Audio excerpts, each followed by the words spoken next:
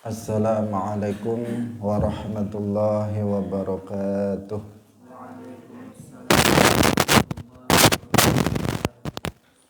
Alhamdulillahi rabbil alamin. Lahun ni'matu wa lahul fadlu wa lahul thana'ul hasan.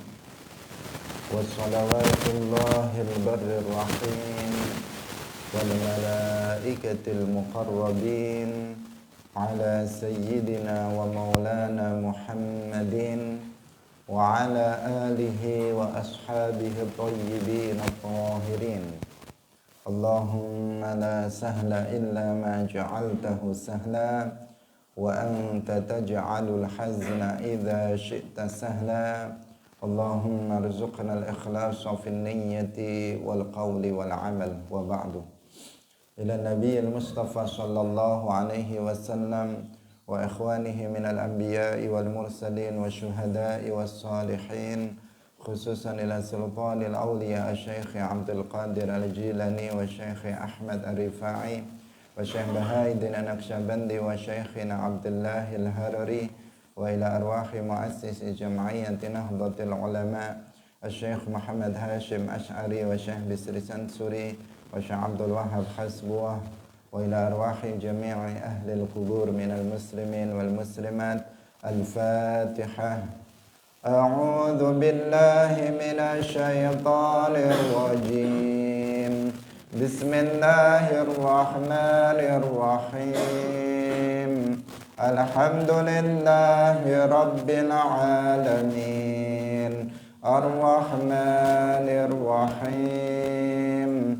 Malik yaumiddin.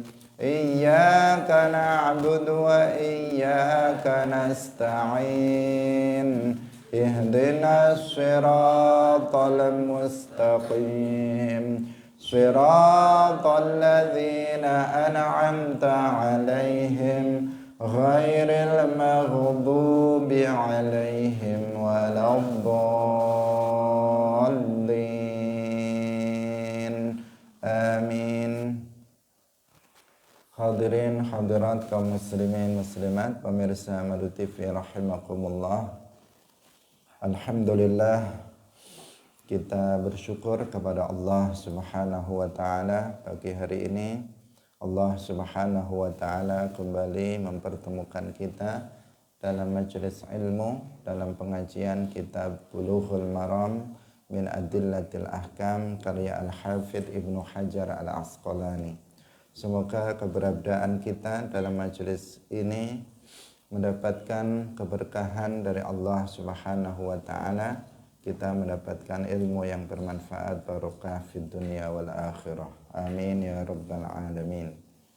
Shalawat dan salam semoga tetap tercurahkan kepada Nabi Agung, makhluk yang paling mulia, yaitu Nabi Muhammad sallallahu alaihi wasallam, para sahabatnya, keluarganya, serta seluruh umat Islam yang mengikuti beliau ila yaumil qiyamah.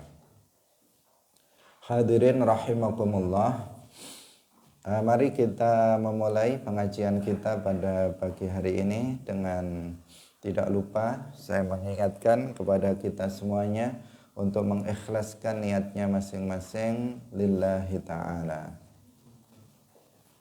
Qala al-muallif rahimahullahu ta'ala wa an Aisyata radhiyallahu anha qalat kuffina Rasulullah sallallahu alaihi wasallam fi thalathati athwabin bidin sahuliyatin min kursufin laisa fiha qamisun wala imamatun, muttafaqun alaih. Kuffina qalat wasdawa sapa Aisyah radhiyallahu anha, kuffina wasden kafani sapa Rasulullah sallallahu alaihi wasallam fi thalathati athwabin ing dalem telu pira-pira pakaian bidin kang putih sahuliyatin kang bangsa sahul min kursufin sangking kursuf Laisa ora ana iku fiha ing dalem salasati aswab qamisun utawi gamis wala imamatun lan ora surban. Muttafaqun alaihi. Hadirin rahimakumullah, diriwayatkan dari Sayyidah Aisyah radhiyallahu anha bahwasanya Rasulullah Shallallahu alaihi wasallam ketika beliau wafat, beliau dikafani dengan 3 lapis kain. Jadi fi salasati aswabin bidin, yang 3 kain itu berwarna putih. Sahuliyaten artinya yang berasal dari daerah Sahul. Jadi Sahul itu adalah nama daerah di Yaman. Salasati aswabin bidin sahuliyaten artinya 3 lapis kain putih yang berasal dari daerah Sahul di Yaman. Min kursufin, kursuf itu adalah katun ya, katun. Artinya kain yang terbuat dari kursuf, artinya dari kuten. Hadirin rahimakumullah, hadis ini menunjukkan pertama dalam mengkafani mayit, untuk khususnya di sini adalah mayit laki-laki, karena ini dipraktekkan untuk Rasulullah Shallallahu alaihi wasallam. Disunnahkan untuk mengkafaninya dengan 3 lapis kain yang berwarna putih. Ini hukumnya sunnah. Mungkin seseorang dikafani dengan kain selain putih, tetapi dikafani dengan warna putih sebanyak 3 lembar itu adalah hukumnya sunnah. Sehingga rata-rata kita melihat mayit umat Islam, jenazah selalu dikafani dengan kain putih. Enggak pernah kita temukan dikafani dengan kain hitam misalnya, atau dikafani dengan kain batik misalnya. Itu enggak kita temukan ada jenazah yang seperti itu. Meskipun seandainya itu dilakukan, itu tidak mengapa, cuman akan kehilangan pahala sunnah, karena yang sunnah itu dengan 3 lapis kain dan berwarna putih. Kalau kurang dari 3 lapis, kemarin sudah kita sampaikan, mencukupi. Yang penting itu meskipun 1, yang terpenting itu adalah menutup seluruh badan si mayit. Itu kan aqallu al-kafan, minimal mengkafani itu menutup seluruh jasadnya, meskipun hanya dengan 1 lembar kain saja. Tetapi yang sunnah itu adalah dengan 3 kain kalau itu untuk laki-laki, dan di sini dikatakan bila komisin wala imamah, tanpa menggunakan komis, bagian pakaian, dan juga serban, itu tidak ada untuk laki-laki. Sedangkan untuk perempuan kemarin kita katakan bahwasanya untuk perempuan 3 juga, cuman yang bagian pertama itu berupa komis, berupa pakaian, dan khimar untuk kerudung dan pakaiannya, kemudian lapisannya itu 2, itu untuk perempuan. Hadirin rahimakumullah, kemudian yang berikutnya, hadis yang berikutnya, wa ani bin Umar radhiyallahu anhuma qala lamma tuwfiya, tatkalane wafat sapa Abdullah bin Ubay, jaa wastaqa sapa ibnuhu, anake Abdullah bin Ubay, ila Rasulillahi maring Rasulillah sallallahu alaihi wasallam. Faqala, nuli ngucap sapa ibnuhu, a'tini, awaya panjenengan ing ingsun, paringa sapa panjenengan ing ingsun, qamisoka, ing pakaian gamis panjenengan. Ukaffinhu mongko ngafani sapa ingsun ing qamisaka ukafinhu ngafani sapa ingsun ing Abdullah ibn Ubay bin Salul fihi ing dalem qamisaka fa'atahu nuli paring sapa Kanjeng Nabi ing qamis. Hadirin rahimakumullah, diriwayatkan dari Abdullah ibnu Umar bahwasanya beliau berkata, ketika Abdullah ibn Ubay ibn Salul, ini adalah salah satu dari tokoh munafik. Salah satu dari tokoh munafik. Orang munafik artinya adalah orang yang memperlihatkan Islam di luarnya, tetapi menyembunyikan kekufuran di dalam hatinya. Itu namanya munafik. Dalam pandangan kita dia muslim karena dia mengucapkan 2 kalimat syahadat dan bergumul bersama orang-orang Islam. Dia memperlihatkan Islam di luar, tetapi dalam hatinya dia menyembunyikan kekufuran. Indallah, dia adalah orang yang kafir. Abdullah ibnu Ubay ibn Salul ini terkenal kemunafikannya. Artinya orang-orang tahu bahwa dia adalah orang yang munafik. Hanya saja di akhir-akhir menjelang kematiannya, Abdullah ibnu Ubay bin Salul ini memperlihatkan Islamnya.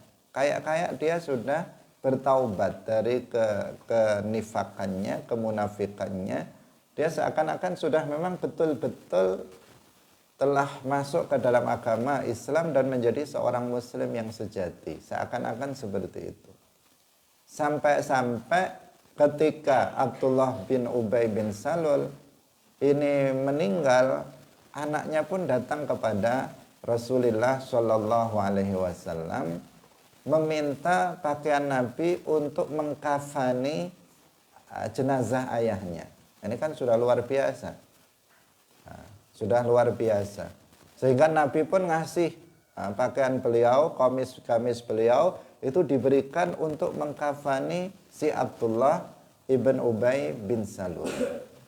Dan Rasulullah Shallallahu Alaihi Wasallam ketika itu beliau tidak mengetahui tentang keadaan yang sebenarnya dari Abdullah bin Ubay bin Salul ini.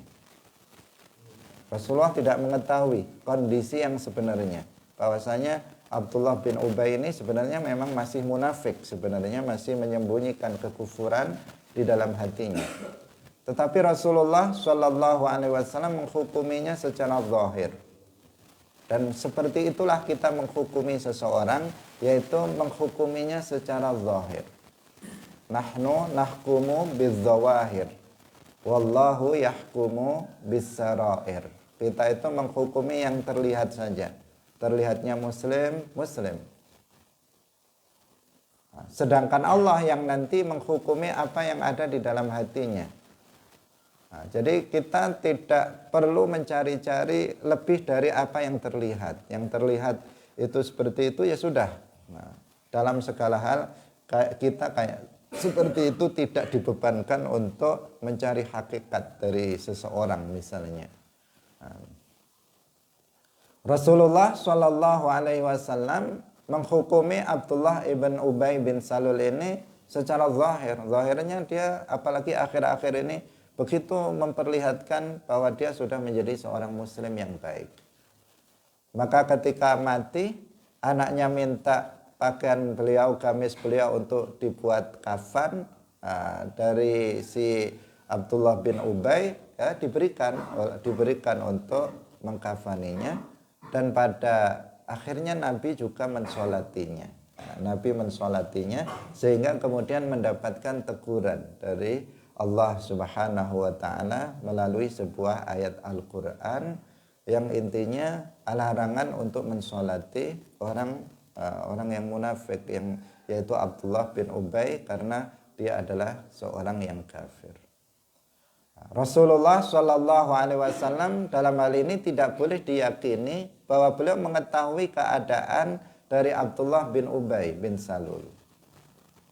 Karena Nabi tidak mungkin apabila beliau mengetahui bahwa Abdullah bin Ubay ini munafik, kafir, maka tidak mungkin Rasulullah akan mensolatinya. Nabi mensolatinya karena memang secara zahir ketika itu beliau tahu secara zahir Abdullah bin Ubay ini sudah memperlihatkan Islamnya dan sudah menjadi seorang muslim yang baik.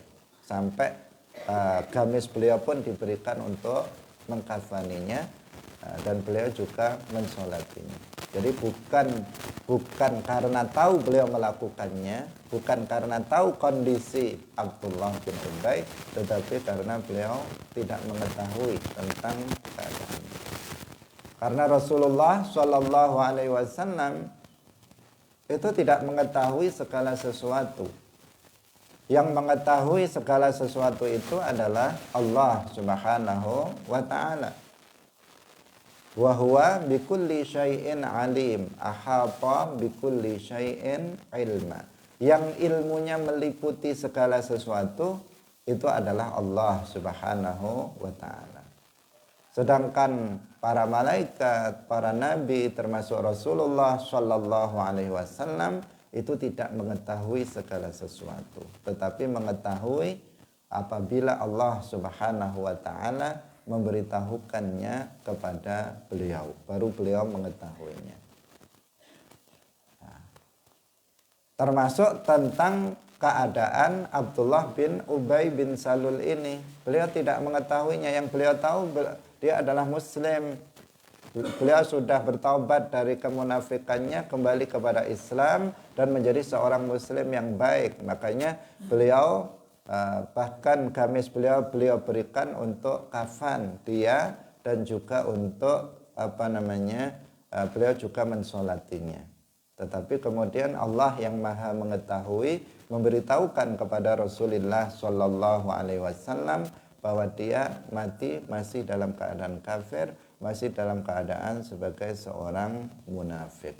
Karena jika kafir maka kita nggak boleh mensolatinya. Karena dalam sholat itu ada doa maghfirah dan doa rahmah.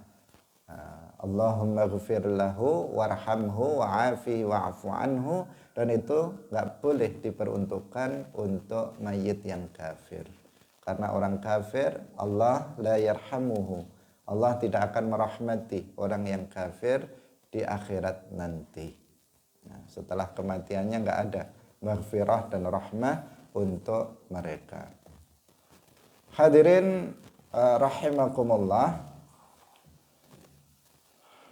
Hadis ini menunjukkan kepada kita betapa akhlak Rasulullah Shallallahu Alaihi Wasallam itu sangat agung, dan beliau seorang yang sangat dermawan. Bagaimana beliau, ada orang mati, kemudian baju beliau, gamis beliau diminta untuk dibuat kafan, kemudian beliau memberikannya. Padahal orang yang memintanya pun masih dipertanyakan untuk mengkafani mayit yang masih dipertanyakan. Meskipun Nabi ketika itu melihatnya secara zahir saja bahwa dia adalah seorang muslim. Tapi Nabi memberikannya karena memang beliau seorang yang berakhlak mulia dan seorang yang sangat dermawan. Hadirin rahimakumullah. Wa an Ibnu Abbas radhiyallahu anhuma anna an-nabiyya sallallahu alaihi wasallam qala. Anna an-nabiyya satemene Kanjeng Nabi sallallahu alaihi wasallam iku qala dawuh sapa Kanjeng Nabi, ilbasu nganggoa sapa sira kabeh min thiyabikum saking pira-pira dodot sira kabeh albayadha kang putih. Fa innaha mongko satemene thiyabikumul bayad iku min khairi thiyabikum setengah saking sak api-apike pira-pira dodot sira kabeh. Wa kafinu lan ngafanono sapa sira kabeh fiha ing dalem thiyabikumul bayad mautakum ing pira-pira wong mati sira kabeh. Rawahul khamsatu illa Nasa'i wa sahahahu at-Tirmidzi. Diriwayatkan dari Ibnu Abbas radhiyallahu anhuma bahwasanya Nabi Shallallahu alaihi wasallam bersabda, ilbasu min thiyabikumul bayad. Pakailah pakaian-pakaian kalian yang putih. Karena sesungguhnya pakaian yang putih itu adalah pakaian terbaik kalian. Dan kafanilah orang-orang mati kalian dalam pakaian yang putih. Hadirin rahimakumullah, hadis ini menunjukkan kepada kita pertama sunnah mengkafani jenazah dengan kain berwarna putih. Dan ini sudah biasa dilaksanakan, dilakukan oleh umat Islam. Mengkafaninya dengan kain putih. Kemudian yang kedua, hadis ini juga menunjukkan kepada kita sunnahnya kita orang yang hidup untuk memakai pakaian yang putih. Jadi dalam sehari-hari, pakaian kita sehari-hari itu yang sunnah itu kita lebih sering atau kita memakai pakaian berwarna putih. Itu yang lebih utama. Setiap kita memiliki pakaian yang putih dalam rangka melaksanakan sunnah Rasulullah Shallallahu Alaihi Wasallam. Nabi memerintahkannya, pakailah pakaian kalian yang warnanya putih, karena itu adalah sebaik-baik pakaian bagi kalian. Penting bagi kita semuanya untuk mengamalkan apa yang diajarkan oleh Rasulullah Shallallahu Alaihi Wasallam. Bukan hanya hal-hal yang wajib, tetapi juga tentang hal-hal yang sunnah. Termasuk dalam hal keseharian, keseharian kita.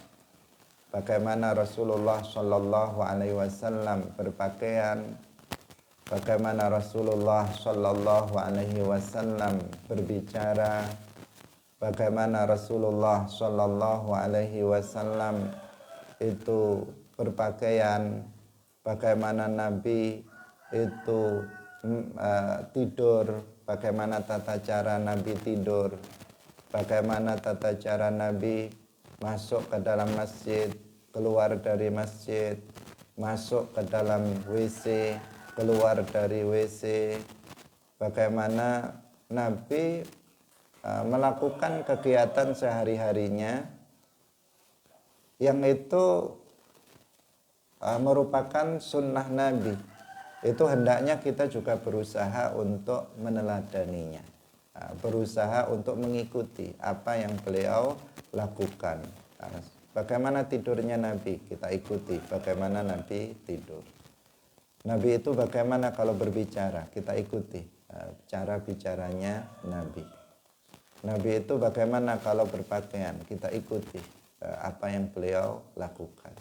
Itu salah satu juga yang membuktikan bahwa kita mencintai Rasulullah Shallallahu Alaihi Wasallam dengan mengikuti sunnah Nabi. Sunnah Nabi itu memiliki makna yang luas. Bisa dalam permasalahan akidah, dalam permasalahan ahkam, juga dalam permasalahan hal-hal yang itu hukumnya tidak wajib, tetapi sunnah untuk kita teladani, untuk kita ikuti. Karena sering sekali kita ini kurang memperhatikan terhadap hal-hal yang merupakan sunnah Rasulullah Shallallahu Alaihi Wasallam. Termasuk dalam hal pakaian, biasakan untuk berpakaian dengan pakaian berwarna putih. Jangan sampai ada di antara kita misalnya santri nggak punya pakaian warna putih, semuanya warnanya hitam, atau misalnya semua warnanya batik semua misalnya. Hendaknya tidak seperti itu. Tetapi kita juga punya pakaian-pakaian, paling enggak kalau kita sedang sholat, maka memakai minimal sedang sholat kita memakai pakaian yang putih. Meskipun juga enggak apa-apa kalau kita menggunakan pakaian selain warna putih. Kita hanya mengatakan ini adalah sesuatu yang sunnah, yang hendaknya kita lakukan dalam rangka meneladani Rasulullah Sallallahu Alaihi Wasallam. Wa an Jabirin radhiyallahu anhu qala Rasulullah Sallallahu Alaihi Wasallam idza kaffana tatkala ngafani sapa ahadukum salah siji sira kabeh akhahu ing dulur lanange ahadukum falyuhsin mongko becik bagusi sapa ahadukum kafanahu ing kafane ahadukum. Rawahu Muslimun. Dari Jabir radhiyallahu anhu berkata Rasulullah Shallallahu alaihi wasallam bersabda, apabila salah seorang kalian itu mengkafani saudaranya, maka hendaknya dia memperbagus kafannya. Artinya ini anjuran kepada umat Islam, kepada kita, kalau mengkafani jenazah itu ya kafannya yang layak untuk si mayit tersebut. Kafannya yang layak sesuai dengan si mayit itu. Jangan kafannya itu kafan yang jelek, yang buruk, yang enggak layak bagi si mayit tersebut. Tetapi diusahakan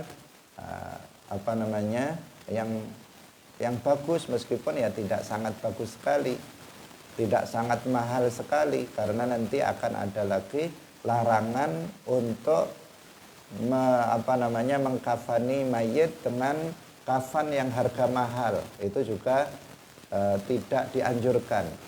Tetapi tidak jelek-jelek sekali, tidak kain yang sangat jelek, misalnya sudah second, sudah lama misalnya, sudah kain-kain yang bekas dan sebagainya yang enggak layak bagi si mayit. Hendaknya itu tidak dilakukan, tetapi dikafani dengan kafan yang bagus. Bagus dengan pengertian tidak sangat mahal, tetapi bagus yang dimaksud adalah layak sesuai dengan kondisi dari si mayit tersebut. Tidak terlalu mahal karena ini kain ini kan nanti juga akan rusak ya. Ketika dia ditanam, nanti nggak lama juga akan rusak. Karena itu juga jangan terlalu yang mahal. Cuman jangan terlalu yang tidak layak, yang sangat buruk. Dengan alasan ini nanti rusak, daripada nanti buang-buang udah kain yang sudah 10 tahun dipakai untuk mengkafani misalnya, itu tidak selayaknya seperti itu. Kalau kita umat Islam rata-rata biasanya tradisi kita ya rata-rata baru, kain kafannya itu biasanya baru, jarang yang misalnya sudah dipakai. Karena kalau kita melihat yang tadi dari hadis-hadis Nabi itu kan kain kafan itu tidak disyaratkan dia harus baru. Bagaimana ada tadi putra dari Abdullah ibn Ubay datang kepada Nabi minta pakaian Nabi dipakai untuk sebagai kafan. Jadi tidak disyaratkan harus baru, tetapi dianjurkan kafannya itu sesuatu yang layak, kain yang layak untuk si mayit tersebut. Layak dan halal. Halal untuk si mayit, bukan sesuatu yang haram. Sesuatu yang haram itu ya misalnya kain kafannya dari curian misalnya, atau kain kafan yang memang terbuat dari kain yang diharamkan untuk dipakai oleh laki-laki. Misalnya kain sutra itu kan haram dipakai untuk sebagai pakaian untuk laki-laki ketika hidup, maka ketika mati pun juga haram untuk dipakai sebagai kafan mayit laki-laki. Nah itu tidak dikafani dengan yang seperti itu. Jadi dikafani dengan kain yang bagus, maksudnya yang layak bagi si mayit tersebut. Hadirin rahimakumullah, kita lanjutkan lagi.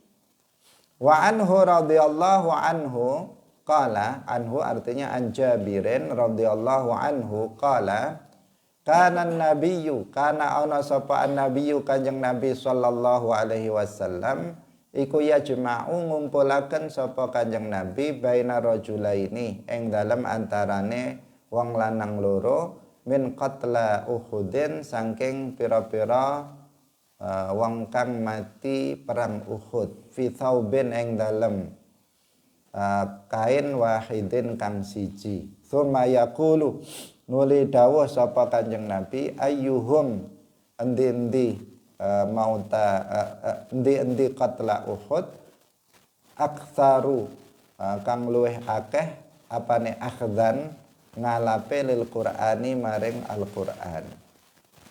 Artinya yang paling hafal Al-Qur'an, fayuqaddimuhu, nuli dinginaken sapa kanjeng Nabi, dinginaken sapa kanjeng Nabi ing aktsaru akhdan lil Qur'an fil lahdi ing dalam lahad. Walam yughassalu lan ora den dusi sapa qatla Uhudin, walam yusalla lan ora den salati alaihim ing atase qatla Uhudin. Rawahul Bukhari. Hadirin rahimakumullah, diriwayatkan dari Jabir radhiyallahu anhu bahwasanya beliau menceritakan dalam perang Uhud, kita mengetahui dalam perang Uhud banyak sekali korban dari umat Islam. Ada 70 orang yang mati syahid ketika itu dalam perang Uhud.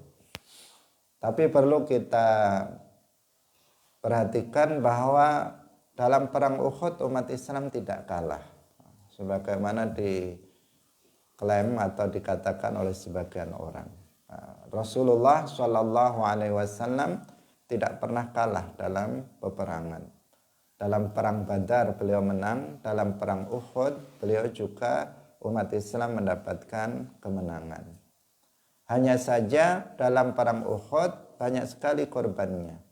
Kenapa? Karena pada waktu itu ada sebagian umat Islam, kalangan para sahabat tentara umat Islam yang tidak patuh terhadap perintah Rasulullah Shallallahu Alaihi Wasallam.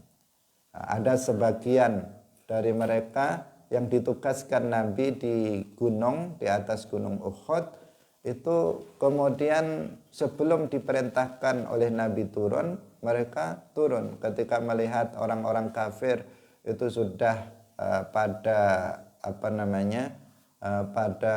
kalah, seakan-akan akan kalah, kemudian mereka turun dari tempat mereka sebelum Nabi Shallallahu Alaihi Wasallam itu memerintahkannya. Sehingga kemudian ternyata itu adalah taktik dari orang kafir yang kemudian mereka menyerang balik dari belakang. Dari situ kemudian umat Islam banyak sekali yang menjadi korban, banyak yang mati syahid dalam perang Uhud itu, termasuk paman Rasulullah Shallallahu Alaihi Wasallam, Asadullah Hamzah ibn Abdul Muttalib, itu beliau syahid. Bahkan beliau disebut sebagai Sayyidus Syuhada. Beliau adalah pemimpinnya para syuhada, wafatnya dalam perang Uhud tersebut. Tetapi Rasulullah Shallallahu Alaihi Wasallam mendapatkan kemenangan juga dalam perang Uhud itu. Hanya saja kemenangannya bukan kemenangan besar, karena banyak di antara umat Islam yang terbunuh dalam perang Uhud tersebut. Sehingga sekarang kalau kita ke Madinah, maka kita akan bisa berkunjung ke makam para syuhada Uhud. Hadirin rahimakumullah, karena banyaknya para sahabat yang gugur syahid dalam perang Uhud, maka ketika itu penguburannya dan juga pengkafanannya itu banyak yang didobel-dobel. Nah, banyak yang didobel-dobel. Pertama perlu kita ketahui bahwa orang yang mati syahid itu tidak dimandikan, kemudian tidak disolati, kemudian dikafani dengan pakaiannya. Nah, itu kalau orang yang mati syahid apabila mencukupi. Jika tidak mencukupi maka ditambah dengan kain yang lain. Itu tata cara untuk mengurus mayit yang syahid. Syahidnya syahidul ma'rokah, yaitu yang mati disebabkan oleh peperangan tersebut. Nah, pertama tidak dimandikan, kemudian tidak disolati. Nah, tidak dimandikan dan tidak disolati karena mereka sudah mendapatkan syahadah, jaminan bahwa mereka akan, bahkan ruh mereka itu langsung masuk ke dalam surga. Nah, sehingga mereka tidak perlu untuk disolati. Tetapi mereka dikafani dan dikuburkan. Nah, cara mengkafaninya itu dikafani dengan pakaian yang ada pada dirinya. Jika kurang baru kemudian ditambahkan. Karena minimal kan tertutup seluruh jasadnya. Kalau pakaian yang dia kenakan itu cukup untuk menutupi seluruh badannya, maka ya cukup dengan pakaian itu yang masih berlumuran dengan darah. Kalau misalnya kurang maka ditambahkan dengan kain yang lainnya. Nah, dan pada waktu itu ada beberapa yang memang kondisinya juga kondisi sulitnya. Pada waktu itu kondisinya kondisi yang sulit. Ada beberapa sahabat Nabi itu bahkan yang kesulitan untuk mengkafaninya, itu kesulitan. Seperti sahabat Mus'ab bin Umair, itu yang terkenal. Mus'ab bin Umair ini yang sebelum hijrahnya Nabi ke Madinah, dia sudah masuk Islam dan mengajari penduduk Madinah, mengajari Islam di sana. Mus'ab bin Umair ini dimakamkan bersama atau di dekat Sayyidina Hamzah bin Abdul Muttalib. Ketika dimakamkan ini kesulitan kafannya karena nggak cukup, pakaiannya itu nggak cukup. Ketika digeser ke kepala, kakinya terlihat. Ketika digeser ke kaki, kepalanya terlihat. Itu waktu itu. Akhirnya jenazahnya Mus'ab itu pakaiannya digeser ke atas, ke kepala untuk menutup kepala. Kemudian kakinya itu ditutup dengan dedaunan. Karena nggak adanya kain itu. Waktu itu kondisinya dalam keadaan sulit. Itu di dekatnya, di sampingnya dikumpulkan bersama Sayyiduna Hamzah, paman Rasulullah Shallallahu Alaihi Wasallam. Nah, pemakamannya seperti itu. Mus'ab bin Umair, salah satu sahabat utama dari Rasulullah Shallallahu Alaihi Wasallam. Nah, dalam hadis ini berkenaan dengan para syuhada Uhud. Diriwayatkan bahwa Nabi itu mengumpulkan antara dua orang para syuhada Uhud itu dalam fi thawbin wahid, dalam satu kain. Nah, karena sulitnya ketika itu, ini dalam kondisi darurat, dalam kondisi darurah. Kalau dalam kondisi normal nggak boleh. Nah, satu mayit ya satu kain, artinya dikafani sendiri-sendiri, nggak dijadikan satu, dikafani sendiri-sendiri. Itu kalau dalam kondisi normal harus seperti itu, satu mayit kafani sendiri. Seperti itu, seperti yang umumnya kita lihat. Tapi kalau dalam kondisi darurah, itu diperbolehkan saat dua orang dikafani dengan satu kafan. Itu diperbolehkan seperti yang dilakukan di sini. Nabi mengumpulkan antara dua orang korban atau dua orang orang yang mati syahid dalam perang Uhud itu dijadikan satu. Ini dalam kondisi darurah. Demikian juga dalam hal penguburan. Nah, dalam hal penguburan itu juga dalam kondisi normal satu-satu. Nah, satu orang satu lubang, satu orang satu lubang. Nah, untuk penguburannya. Tetapi dalam kondisi darurah maka bisa di satu lubang, misalnya dibuatkan lubang besar untuk beberapa orang, itu diperbolehkan dalam kondisi darurat. Seperti misalnya yang mati banyak sekali misalnya, nanti kalau buat lubang satu-satu bisa lama dan itu nanti tidak akan terurus jenazahnya. Nah, seperti dulu dalam misalnya waktu tsunami di Aceh yang meninggal ribuan orang. Kalau dibuat lubang satu-satu gimana menguburkannya? Akan kesulitan. Ini namanya dalam keadaan darurat. Nah, dalam keadaan darurah. Maka boleh untuk misalnya satu lubang untuk beberapa orang. Dibuatkan lubang yang besar, kemudian dijejer-jejer, kemudian dibatasi dengan apa, kemudian baru dikuburkan. Nah, yang seperti itu diperbolehkan dalam kondisi darurat. Mengkafani juga demikian. Pada dasarnya kafannya satu-satu, tapi dalam kondisi darurat maka bisa dikumpulkan. Seperti yang terjadi di saat perang Uhud. Dikatakan yajma'u, kana nabiyyu yajma'u bainar rajulaini min qatla Uhudin fi thawbin wahid. Nah, untuk Mus'ab bin Umair ini dengan siapa namanya, Sayyidina Hamzah, dibarengkan dengan beliau penguburannya. Tsumma yaqulu ayyuhum aktsaru akhdan lil Qur'an. Ketika beliau menguburkan para syuhada Uhud, Nabi mengatakan, siapa di antara mereka yang paling banyak hafalan Al-Qur'annya? Siapa yang hafal Al-Qur'an? Nabi kemudian mendahulukannya, mendahulukan untuk menguburkannya.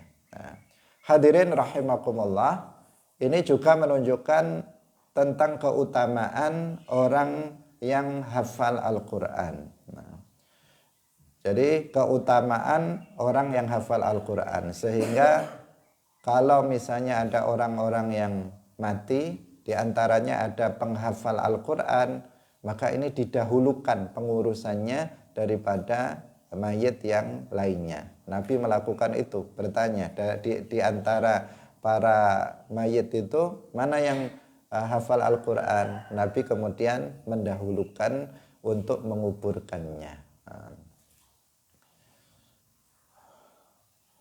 Ini berarti itu sesuatu hal yang afdol, yang lebih utama dilakukan manakala ada yang lebih banyak atau hafalannya terhadap Al-Quran.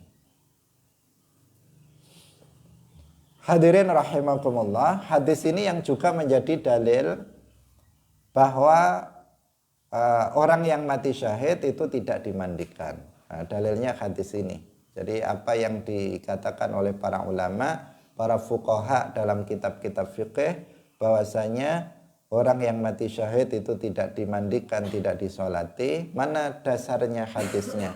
Yang dibuat sebagai pedoman dalil mereka apa? Hadis ini. Di antaranya hadis ini. Yang dengan jelas dikatakan dalam hadis ini, walam yughassalu walam yusalla alaihim. Nah, jadi mereka para syuhada Uhud tidak dimandikan dan juga tidak disolati. Wa an Aliyin radhiyallahu anhu qala sami'tu an-nabiyya sallallahu alaihi wasallam yaqul la tughalu fil kafani fa innahu yuslabu sari'an, rawahu Abu Dawud. Sami'tu was ngrungu sapa ingsun an-nabiyya ing Kanjeng Nabi yaqulu dawuh sapa Kanjeng Nabi, la tughalu, aja larang-larang, aja nglarang-larangaken sapa sira kabeh fil kafani ing dalam kafan.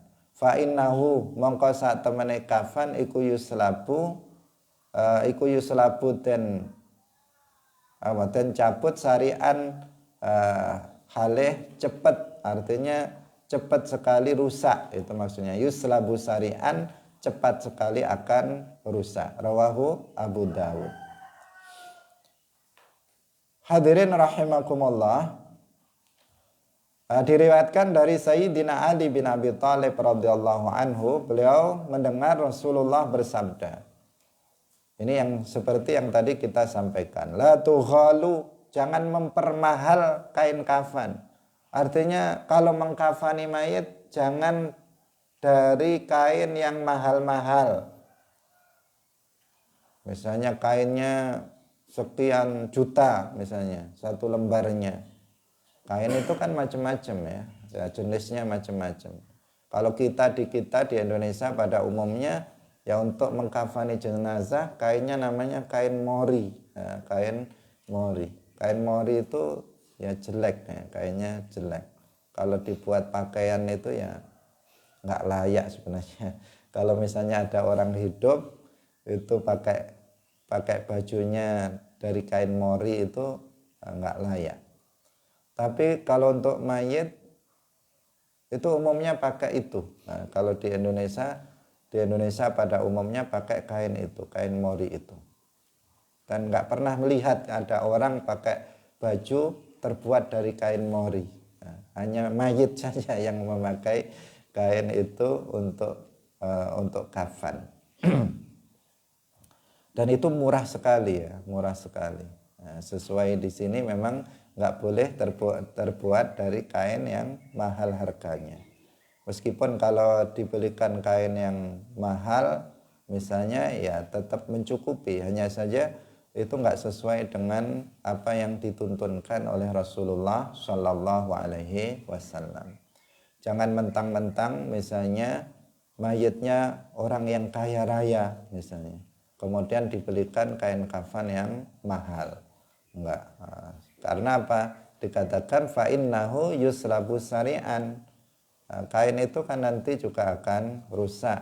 Nah, setelah beberapa hari seseorang itu dikuburkan, maka akan membusuk, badannya akan membusuk, kain kafannya juga akan kena kotoran semuanya dari busukan badan dari si mayit tersebut. Nah, tidak lama kemudian kainnya pun akan merotoli, kainnya akan rusak semuanya. Itu kan akhirnya seperti itu. Kalau kainnya terlalu mahal, ya untuk apa? Kalau memang hasilnya atau akhirnya itu juga akan rusak dimakan oleh tanah.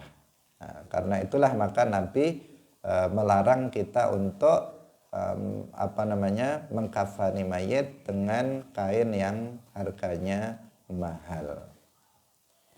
Hadirin rahimakumullah. Wa an Aisyah radhiyallahu anha, satu lagi, anna Nabiyya sallallahu alaihi wasallam qala. Saat temene Kanjeng Nabi iku qala dawuh sapa Kanjeng Nabi laha maring Aisyah. Lau muti lamun mati sapa sira qabli ing dalem sadurunge ingsun fa ghassaltuki mongko ngedusi sapa ingsun ing sira wadon. Al haditsa rawahu Ahmad wa Ibnu Majah wa sahahahu Ibnu Hibban. Sayyidah Aisyah istri Rasulullah sallallahu alaihi wasallam. Suatu ketika Nabi berkata kepada istrinya Sayyidah Aisyah. Ini salah satu istri Nabi yang paling dicintainya setelah Sayyidah Khadijah Al-Kubra radhiyallahu anha. Suatu ketika Nabi berkata kepada Sayyidah Aisyah, wahai Aisyah, jika kamu nanti mati duluan, maka aku akan memandikanmu. Tetapi mana yang lebih dulu, Sayyidah Aisyah atau Rasulullah? Rasulullah lebih dulu wafat dari Sayyidah Aisyah radhiyallahu anha. Ini Sayyidah Aisyah ini agak lama wafatnya beliau, karena memang Sayyidah Aisyah radhiyallahu anha itu dinikahi Nabi ketika masih sangat muda sekali. Sehingga ketika Nabi wafat, beliau masih hidup lama sampai pada masa Sayyidina Ali bin Abi Thalib radhiyallahu anhu. Jadi pada masa Abu Bakar beliau masih hidup, pada masa Khalifah Umar, Utsman, Ali beliau juga masih hidup. Bahkan pada masa Sayyidina Ali beliau terlibat juga dalam sebuah peperangan. Jadi sehingga Sayyidah Aisyah ya bukan jenazahnya bukan Rasulullah yang memandikannya, tetapi di sini kan menunjukkan sebuah dalil ya, apa yang dikatakan Nabi, wahai Aisyah kepada istrinya, jika kamu meninggal duluan maka aku akan memandikan jenazahmu. Maka ini menunjukkan bahwa seorang suami boleh memandikan mayit istrinya, jenazah istrinya. Demikian juga sebaliknya, seorang istri boleh memandikan jenazah suaminya. Nah, itu dari sisi hukum. Nah, dari sisi hukum, seorang laki-laki, seorang suami boleh memandikan jenazah istrinya, atau sebaliknya seorang istri boleh memandikan jenazah suaminya.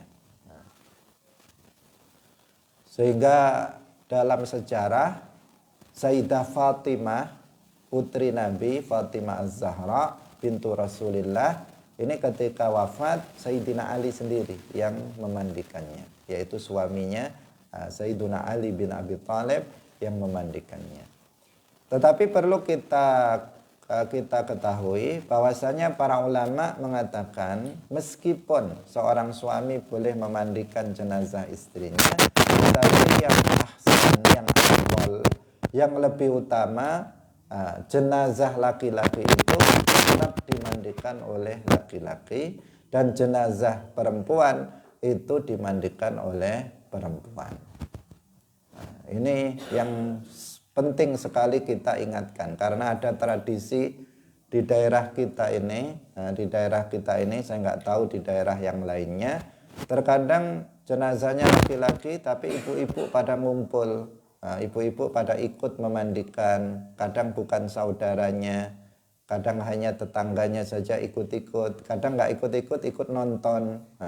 Ada orang memandikan mayit laki-laki, ibu-ibu ikut nonton, atau ada yang memandikan mayit perempuan, kemudian bapak-bapak ikut-ikut masuk ke dalamnya, ikut memandikan atau bahkan ikut nonton. Ini sesuatu hal yang nggak diperbolehkan. Kalau dia bukan mahram, maka haram hukumnya. Haram hukumnya untuk seorang laki-laki memandikan perempuan yang bukan mahram, atau sebaliknya, mayat perempuan yang bukan mahramnya, atau sebaliknya.